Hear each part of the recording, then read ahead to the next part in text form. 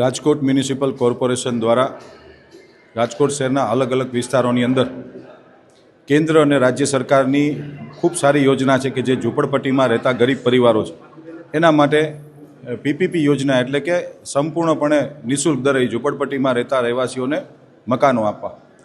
રાજકોટ શહેરની અંદર કુલ 4થી વધુ અલગ અલગ પીપીપી યોજનાઓ સાકાર થઈ અને સફળતા પણ મળી. પરંતુ આપનો જે પ્રશ્ન છે એ નાના મોવા રોડ ઉપર આવેલ મોકાજી સર્કલ ભીમનગર આવાસ યોજના 56,000 ચોરસ મીટર અંદાજિત 62,000 વાર જગ્યામાં આ યોજનામાં 2014માં એક ટેન્ડર રિલીઝ કરવામાં આવ્યા હતા, પરંતુ ટેકનિકલી ક્ષિતિઓ અને અનેક વિસંગતતાઓના કારણે આ ટેન્ડર રદ કરવામાં આવ્યું. રદ કર્યા બાદ રાજકોટ મ્યુનિસિપલ કોર્પોરેશને જે તે સમયે ફરી વખત આ ટેન્ડરને ઓનલાઈન સબમિટ કરવામાં આવ્યું હતું કે ભીમનગર પીપીપી યોજના માટે કોઈપણ એજન્સી આમાં રસ દેખાડે.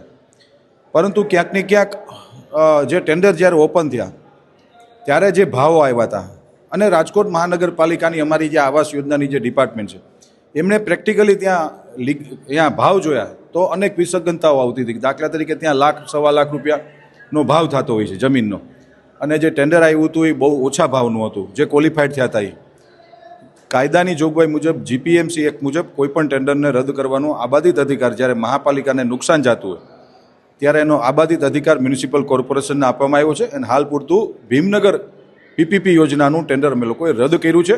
ભવિષ્યની અંદર કોઈ પણ જ્યારે આ ટેન્ડર બહાર પાડવામાં આવશે, કારણ કે પીપીપી યોજના બે રીતે ચાલતી હોય છે. એક તો મહાપાલિકાને આર્થિક નુકસાન ન જવું જોઈએ, અને બીજું ત્યાં રહેતા ગરીબોની સાથે પણ સંકલન થવું જોઈએ.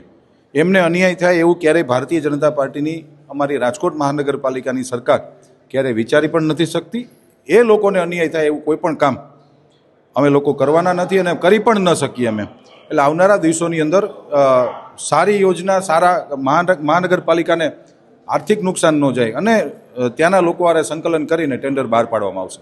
એ જ મેં કીધું ને, ભારતીય જનતા પાર્ટીના શાસકો ક્યારેય ખોટું નહીં થવા દે. એટલા માટે જ હું આપને કહું છું કે 500 કરોડ રૂપિયાની જગ્યા કાંઈ 102 કરોડ કે 110 કરોડમાં તો થોડું દઈ દઈએ અમે. આ તો ગરીબોની યોજના છે પીપીપી યોજના. અને માનનીય નરેન્દ્રભાઈ મોદી સાહેબનું આ ડ્રીમ સપનું છે કે આ દેશની અંદર દરેકને ઘરનું ઘર મળવું જોઈએ.